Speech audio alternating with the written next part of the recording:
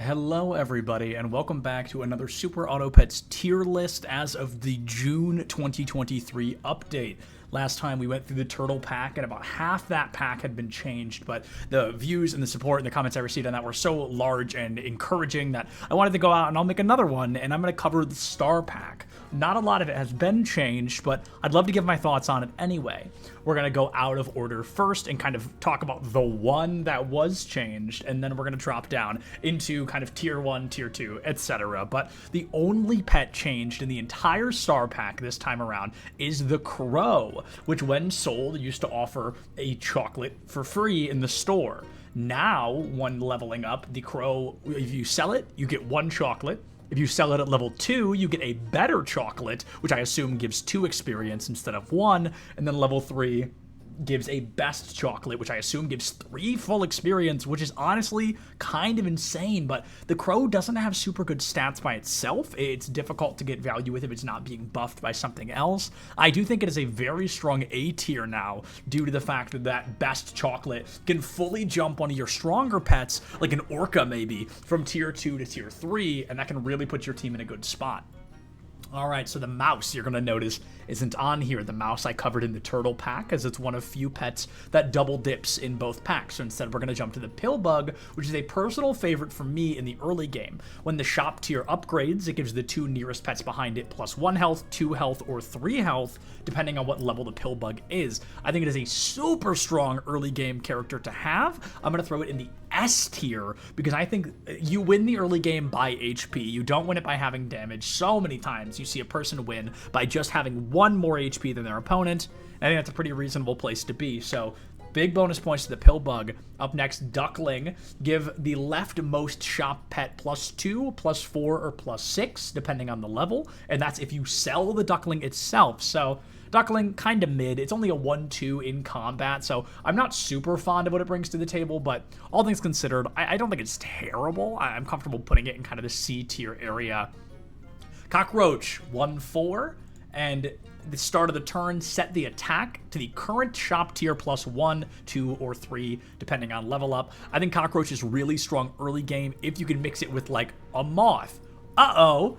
Our keen observers notice there's no moth in the star pack. So I think, unfortunately, I don't know, we'll put Cockroach B. I think that's a pretty reasonable placement. He's pretty decent early game, but really not great down the line. The opposite, however, is the frog, a tier 1 pet that you'll actually see very high up into tiers like 5 or 6 due to the swap stat factor that it has. So at the start of turn, start of battle, excuse me, it will swap the stats of the 2 pets on either side of it. When you get it to level 2, it'll do that if you sell the frog, and at level 3, it'll do that at the end of the turn. So a lot of people will get a frog to level 2, and then they'll wait till they get something like a saber tooth or a triceratops, and they'll buff it, they'll swap it for an early 50-50 they found in a couple of other fashions that we're going to talk about later. I think, honestly, A-tier frog. That might be a hot take, but I think the frog is a very strong early game. And speaking of strong early game, actually the last early game, the last tier 1 that I'm really going to give credit here to is the seahorse,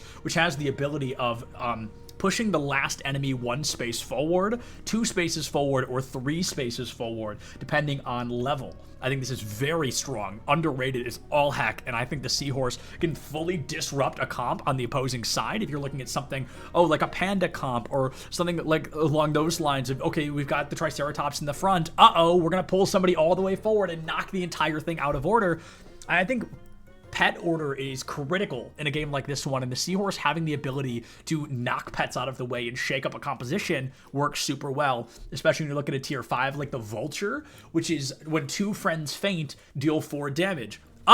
You've pulled the vulture 3 spots forward, and they're now the second pet. They're not going to get that value they used to. So I think the seahorse has a lot of critical play throughout all game. Very often I kind of say early, mid, or late game, I think the seahorse stays viable due to that very unique factor that it has. A pet that I don't see as particularly viable outside maybe turn 5 or lower is the Iguana, a 1/3 in the star pack where if an enemy is summoned or pushed, deal 1, 2, or 3 damage to it depending on level.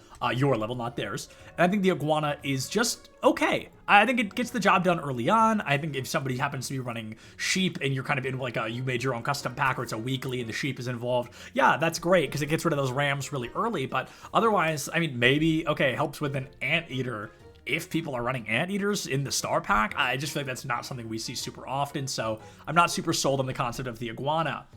The Hummingbird, start of battle, give +2/+1 health to one random strawberry friend, and then it's +4/+2 and +6/+3 if you get your Hummingbird to level 3, but no, guys, let's be honest, nobody runs the strawberries. I feel like I never see it. Kiwi goes strawberries as well, give one random strawberry friend something. Guys, hot take maybe. I don't know, I never see people run strawberries, ever, so I don't think I'm going to be very kind to a lot of our strawberry friends, but that's not their fault. Jumping down to tier 2, I think this is really interesting. The first two pets to talk about, the koala and the, I always try to call it an ox, it's a yak, actually go really well hand in hand together. So the koala is only a 1/2, but it'll give +1/+1 to a friend that is hurt once per turn. And then it's +2/+2 once a turn, +3/+3 once a turn. And the yak deals 1 damage to itself and gains +1, 2, or 3 attack. So all things considered, I think there is a really strong synergy between these two. However, I don't know if we see that synergy really anywhere else in this set. That's kind of where I begin to fall short a little bit is, okay, the koala works great with the yak, and also the... Oh, wait, no, it doesn't really work with anybody else because nobody else deals damage to themselves the way, or gets hurt often the way we see things. And even a +3/+3 down the line, you could be getting that from other pets, or even, I mean, food in the shop at that point. I think they work okay together, but outside their own synergy, neither of them are anything to write home about. Salamander, 2/4. Friend bought, if it was a start of battle pet, gain +2, +4, or +6 attack. And I do think it's permanent. I'm not sure if it isn't. I believe it is, but I don't really know how many start of battle pets are in this comp. We've got the panda, we've got the pug. Okay, no, I think there's actually a couple now that I'm looking at the list over here, the hummingbird. So salamander might work really well if you're buying a lot of start of battle stuff, if you're running the strawberry kit, but as I mentioned already, I don't know, not huge on the strawberry build. Maybe someone can sell me on that. The hot take of possibly all hot take, maybe this is a super cold take, I honestly don't know, but panda, S tier. For those that don't know the panda, one of my favorite pets in the whole game. You ever see me play this game in any of my videos, you see the panda pretty darn often. At start of battle, it's a 2/4, and it can give 50% of attack and health to the nearest friend ahead, then faint. You're like, oh my gosh, Sep, why would you kill one of your own pets just to get more stats on another one? But when you're running the panda with a saber-tooth or with a triceratops, those extra stats can help that pet stay alive a lot longer, and those are the pets that get value from surviving extra hits. When the panda becomes level 2, it gives 100% of attack and health to the nearest friend ahead, and level 3, 150%. So there really is a time when you combine this with something like a carrot that gives a panda +1/+1 every single turn, or even if you broccoli spam the panda and just get that HP through the roof, then guess what? You can just put the lollipop on the panda and do it all over again. Then you've got a 30/30 panda on turn 9, and it's a very difficult pet to take down. So I think the panda is undoubtedly an S tier. The guinea pig is good if you need coins. I think, it's a 1/1, and when you buy it, you summon a 1/1 guinea pig. If it's level 2, it's a 2/2, and if it's level 3, it's a 3/3 guinea pig. So it's something, guys. It's certainly a pet in this game, possibly one of the pets of all time. I could confidently say that. It is one of the pets of Super Auto Pets. The jellyfish. Now, this is a personal favorite, a 2/3. As of recently, I believe, bumped up to a 2/3, and anyone levels up on your team. Actually, I don't know if it happens on the other team. I've actually never seen that happen because people don't play blobfish super often anymore. But when there's a level up, the jellyfish gains a permanent +1/+1 or +2/+2/+3/+3, depending on level. The jellyfish and the goldfish, we're jumping ahead a little bit. Goldfish is in tier 3, but I think the jellyfish and the goldfish are a very strong combination, so I'm going to put jellyfish in the A tier for now. And speaking of leveling up, if that's the style you're running, and that's exactly what I am, that's usually what I'm running in a composition like this, is that level up play style, the pug is pretty darn good. Now, it's only a 5-2, so it doesn't have a lot of HP, especially if you run into a sniper composition. Somebody's got like a swordfish, or somebody's got a dolphin or a crocodile on the other side. It's difficult to keep this guy alive, but when the pug gets that ability off, it can really boost the clownfish and the jellyfish and make them much more viable pets overall. Now, we've got 2 strawberry things in a row. And I'm going to do this because, guys, maybe I need to play strawberry a little more. And when I do, I can come back and kind of tweak this tier list a little bit. But from the couple of times I have played the strawberry tier list, it is just simply not for Septilence, and that's okay. It could be for you. Remember that this tier list is entirely super omega opinionated, and that is a-okay if you disagree. But if you do disagree, let me know why in the comments. My last video, so many people were super respectful, giving kind of their outlook and their change of pace on why they thought a pet should be higher or lower than it was. And I have to say, a lot of people brought up some really amazing points, and they've definitely changed my opinions a bit, but I'd love to hear your thoughts if you have any. The Stork. You'll see me run this pretty often if I am running a summons set. I have a custom summons build that I run somewhat often, even though I don't like summons that much. It's an easy win if we need one, and I think it's pretty comfortably, I mean, even the Stork getting to its highest level, summon 1 level 3 pet from the previous shop tier, so as long as you're constantly buffing the Stork along with the shop growth, it doesn't fall behind. I think that's something we see happen often with pets in the earliest tiers, right, is you get to a point where, like, let's look at the Pillbug again. Even though I've got them at S tier, they've got some critical weaknesses. They're only a 2-2, and they can offer, at most, plus 3 HP, maybe 4 times, so maybe 12 HP in total, when there's a lot of other ways to get that HP that are slightly more efficient than keeping a Pillbug around. I think the Stork can be kept around for a long, long time and get a lot of viability out of it. This is the exception. I'm jumping down to tier 3, our first tier 3 pet, the Leech. The Leech alone could bump Koala and Yak up to B tier, because the Leech is one of few pets, honestly, if anyone can think of other ones, be sure to let me know, that intentionally hurts someone on their team. It does 1 damage to the nearest pet ahead, and then gains 1, 2, or 3 health. It leeches that health, depending on the level the Leech is. But when you don't have a camel around, the Leech is a little funky to run. Maybe you run it with a Triceratops. I've actually am thinking of that for the first time. I've never done that before, but Leech into Triceratops could be a very strong composition. Sabertooth, if you're running like a wacky 4 build, I think there's viability in there somewhere. But Piranha as well. Okay, I'm actually going to make an executive decision here, going against my notes, and I'm going to bring Leech up to A tier if we're talking in the scope of the star pack. I'm seeing a lot of viability here as I look down the line. Like I mentioned already, the Triceratops is in here, the Piranha is in here, the Orca or the Sabertooth are in here. 4 options for 1 pet to get viability off of, I feel, is not something we see super often, so very exciting overall. Now, one of my least favorite pets, because it is a double-edged sword through and through, the 4-3 Woodpecker out of the tier 3 pets. It, at the start of battle, deals 2 damage to the nearest pets ahead, deals 2 damage to the nearest pets ahead, it triggers twice, so 4 damage, or 6 damage, of course, depending on what level you are. It increases by 2 damage each time, and there's something really interesting, because there's the Woodpecker Triceratops combination, which I've seen very few times, and I might go out of my way to make a video specifically about that in the near future, just to see if I can clutch a win with it. But the Woodpecker, very dangerous pet, doesn't have super high stats. If you accidentally smack a camel 6 times, you just boosted the heck out of the pet behind them. I think you're in hot water, so I think we could pretty comfortably dance the Woodpecker between B and C. We'll move it up to B, because that's the that has less pets in it right now, but as this tier list builds, we might change our mind. Frog, S tier. Or Toad, excuse me, that is the Toad.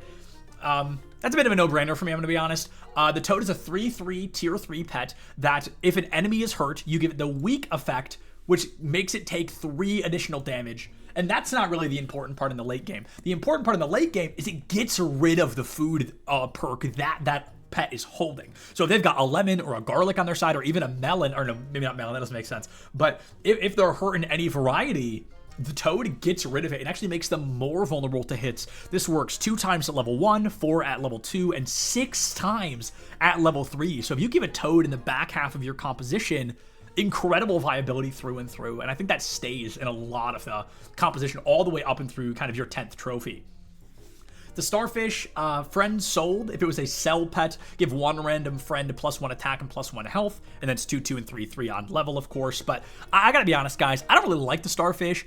I feel like there aren't that many sell pets in this star build that I'm like, oh yeah, that totally makes sense. I'm actually scrolling through the pets right now, and before the Starfish comes into play, the only sell pets I can find are the mouse and duckling from level 1 and the frog when it gets to level 2. So only those 3 options, not the strongest. Not what you want to be seeing if you're kind of sacrificing one of those crucial 5 slots, 20% of your team, to try and find a spot for the Starfish. Is the pack named after it? Sure. Does that mean it's a thing we should be sticking around to? Nah, probably not. Clownfish, talked about this already, kind of went into a lot of depth and detail on this with the jellyfish around and the clownfish. I think this is a very strong combination. You are giving the jellyfish, you know, +3/+3, best case scenario, and the clownfish will give whoever levels up +6/+6 at level 3, +4/+4 at 2, and 2/2 at 1, of course. But I think the clownfish is a very strong... Guys, I might even go up to S tier here just due to the fact that Clownfish up until like turn 9 can create a lot of additional space for you to find success on later pets. And I think I am actually going to keep that in S tier. Up next, Blobfish, very circumstantial, very situational, actually got nerfed somewhat recently. So when it faints, it gives the nearest friend +1 attack, +1 health, and 1 experience on a level up. So a very strong pet. It is only a 2/4, but if, you know, you think about this, you put the panda behind the Blobfish, you've got a 50/50 Blobfish that's going to die, buff the pet behind it, and maybe even help it level up to become something scarier. There's a lot of versatility with the Blobfish. I actually would like to use it more often than I do. A very common combination we'll see is Blobfish into Immediate Pill, which is the one coin cost tier 1 shop item that will instantly cause a faint pet to faint, and then you get its kind of immediate effects. So the Blobfish is seen to early level a lot of pets that you might struggle to find. I think a pretty confident A tier pet overall. Up next, Capybara. Every time you roll, the unfrozen shop pets get +2/+1, +4/+2, or +6/+3, depending on that level 1 through 3. This is a super solid B tier, pretty decent in the mid game, but once you're getting into the late game, I don't think +4/+2 or +2/+1 is that critical. +6/+3 is maybe worth the argument, but I feel like we're not seeing Capybaras much after turn 7. I'd be shocked to see any after turn 9. So a pretty decent kind of mid-game pet, but overall one I don't think we're seeing a lot of in the late game. I'm going to go ahead and speed this up a little bit. I have so much to say about all these pets, but the Okapi, every time you roll, it gets +1/+1. It can work or +2/+2 or +3/+3. It can work 5 times a turn. Really strong mid-tier pet, but overall, again, I don't think we're seeing a lot in the late game unless somebody exclusively finds 5 of them and runs an entire build around them. Yes, I've seen it before. Yes, I'm sure we'll see it again. Cassowary, this is a strawberry pet. I don't think I have to explain myself anymore. Orangutan, S tier pet. One of my favorites in the entire game, a 3/6 that gives the lowest health friendly pet +4, 8, or 12 HP, depending on level. So the orangutan is a very talented creature in this game and can be great for the hurt builds, like the Triceratops I keep talking about, and we'll be talking a little bit about that soon. The Sabertooth as well, but we'll get there when we get there. The eel, start of battle, gain 50% health, 100% health, or 150% health.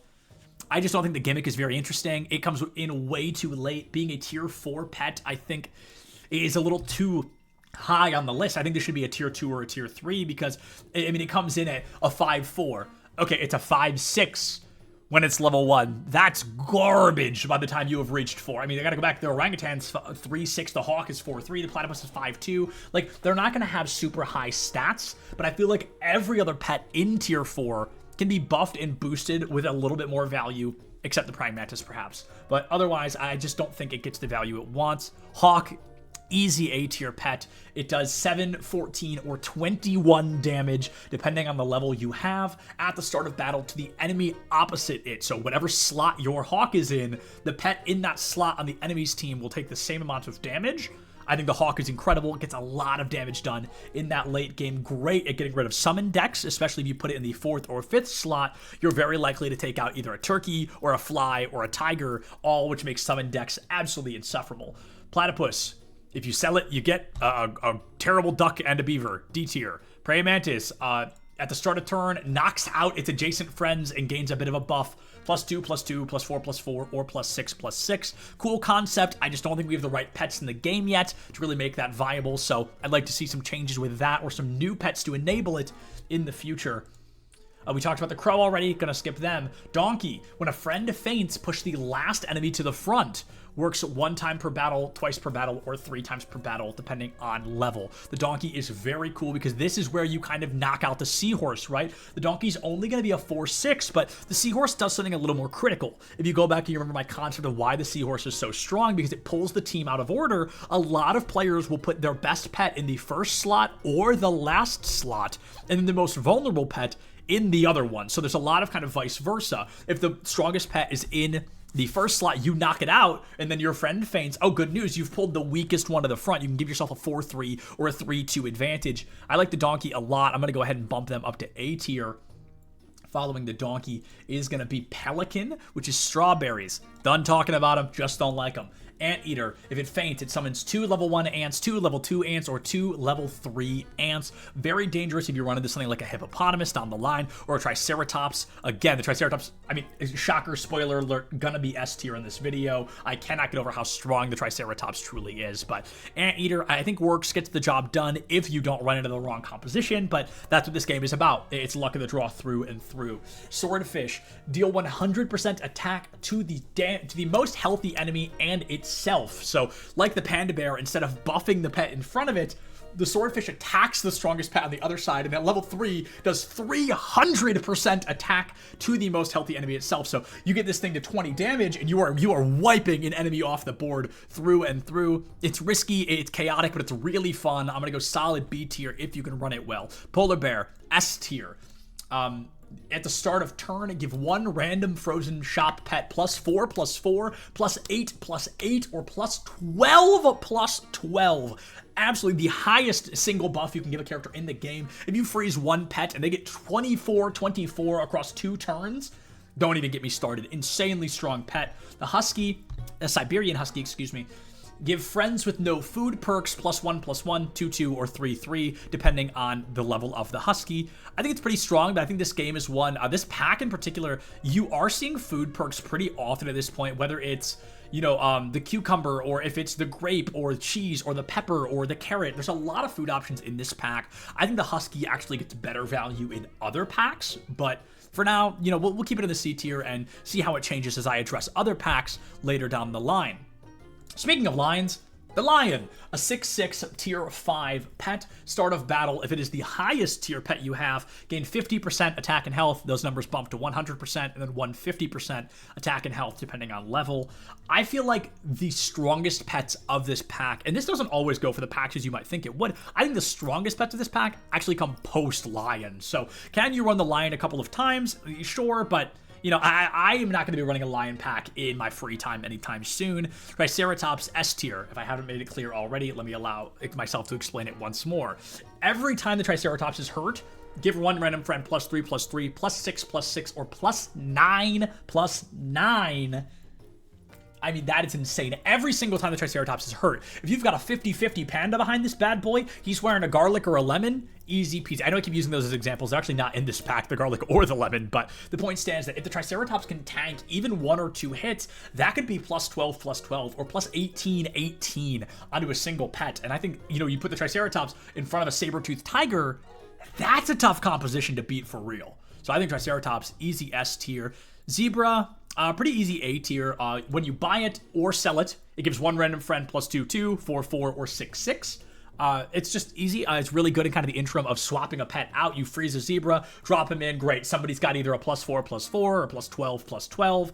Really easy to work with and a great swap pet when you've got the chance. The fox, a 5/3, steal 1 random food shop item. And then when it levels up, it's steal that food item and double its attack and health effects, or triple its attack and health effects. It's a cool concept. I don't know how much I like it in this pack in particular. There's not a lot of pet items that I'm huge about. There are a couple that kind of help a lot of pets. The stew gives +2 health to 3 random pets. The taco does that, but with attack. So there is a world where you're dropping a free +6 attack onto 3 pets or plus 6 HP. It's really viable through and through. And the hot dog and the orange are plus 4 health and plus 4 attacks. So there's chances with it. Maybe I'll drop it in like a B or C tier. I've just never played it personally. So if you guys have thoughts on it, please be sure to let me know. I think there's a lot to talk about there, but I haven't tried it enough yet. The hamster, when you roll, you gain a coin. So it's just a couple of free rolls. I think it's like the zebra, really good in kind of the interim, but worse because you're not getting buffs onto your pets. You're just kind of spam clicking, looking for the better pets. I think it can work, but not overall my favorite. If I'm not mistaken, the last strawberry pet, the shoebill, if I had a lower tier, this would go in it. Just comes way too late into the game. It gives all strawberry friends +1, 2, +2, 4, or +3, 6. Is it viable? Maybe. Do I have to come back and tweak this tier list when I play the strawberries a little bit more? Yeah, probably. But for now, I just think the strawberries don't work. It does not come in as early as I want it to. The vulture. 2 friends faint, deal 4 damage to 1 random enemy, deal 8 damage or 12 damage to 1 random enemy. I think the vulture is a very talented B tier. You'll see it run a little more often in other packs, especially kind of player-built packs with a slug on the board, or there's actually a pet here that worked really well. Oh, the saber-tooth, that's what it was. The saber-tooth can work super well as well, but this star pack doesn't have a lot of respawn advantages. You're not playing a spawn deck very often or a summons deck, so the vulture doesn't get as much value here. I think he's easily an A or an S in the right hands, but this pack is just unfortunately not the right hand, so to speak. That's actually tier 5, so we've only got tier 6 left, and then this video is done. Komodo, give +1/+1, 2/2, or 3/3 to all friends ahead of you, and then shuffle their positions. Personally, with my play style in this game, I'm not running Komodo super often due to the fact that the way I win is building my team in a specific order, right? I mentioned a lot of people want to put their strongest pet in the front or their weakest pet in the back or vice versa. The Komodo shaking all of that up really adds an insane risk, a chance factor in this game and in yourself finding the right opportunities. You know, okay, you put your panda down, uh-oh, panda's in the front, gives buffs to nobody and dies. Now you have fully lost a pet for free and you're in a 5-4 disadvantaged state with a Komodo who is a whopping 6/6 on the board. And this is one of the highest tier pets you can get in this pack. So I'm not huge on the Komodo for the time being. Ostrich, at the end of turn, gain +1 attack, 1 health for each tier 5 pet or higher in the shop. And that goes into +3/+3 health for each tier 5 pet or higher in the shop. So could you put an ostrich down, get it to level 3, and freeze 5 level 5s and give it 15/15 every turn? Yes. Are you going to win with that?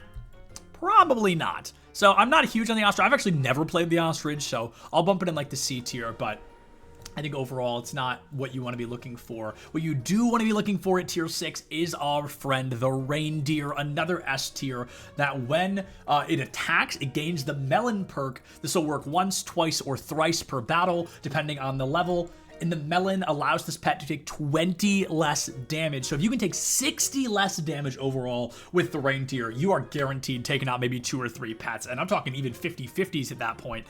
So I think the reindeer has a lot of viability in this game. Another S tier pet is the Stegosaurus, which feels like the Siberian Husky, but you can actually manipulate this one to buff the same pet over and over. A really good synergized pet this works with is the Stork, who I also have in the S tier. As I mentioned, you want to try to bring that Stork into late game. Assume you've got a Stork since turn 2, right? You're looking at an opportunity of, okay, we've had this Stork since turn 2. It's now turn 11. The Stegosaurus will give this pet +1/1, 2/2, or 3/3 multiplied by their turn number. So you could get a Stork with +27/27 due to the fact it's the only pet on your team that doesn't have a food perk. So the Stegosaurus has to buff them. I love the manipulation. I think it works really well with this comp. Piranha is a hurt pet. Give friends +3, 6, or 9 attack if it gets hurt. And that's each time it's hurt, not even if it faints. That's every time it's hurt. So I think it's very strong if you're looking for a high damage dealing composition. I think the Piranha can work very well. Hammerhead, I just love his dumb little face, guys. If this has a level 3 friend, gain 3, 6, or 9 gold depending on level. Downside, Hammerhead's a 5/5, so it's really good to farm gold if you've got 4 or 5 crowns left by this point, or not crowns, hearts, and you want to try to get some gold early if you're going for a specific build and you need to spam roll to find the right pets, and the Hammerhead really can come in handy, but overall, not a leading force in this build. The other dinosaur we see is the Velociraptor. Oh, this is the last strawberry pet. Start of battle, give coconut perk to one random strawberry friend, which ignores all damage one time. I'm going to break my own rule here, put that in the C tier. Anything thrown around the coconut perk is busted and very strong, so Velociraptor might be the example of viability in the strawberry build. Sabretooth, I've talked him into the ground. S tier, each time it's hurt, it summons a random tier 1 pet as a 6/6, 12/12, or 18/18. So very strong, really good for summons, and I think can work super well in a build like this one, especially if the Sabretooth comes in with a panda on its back or the Triceratops in front of it. A lot of space for growth.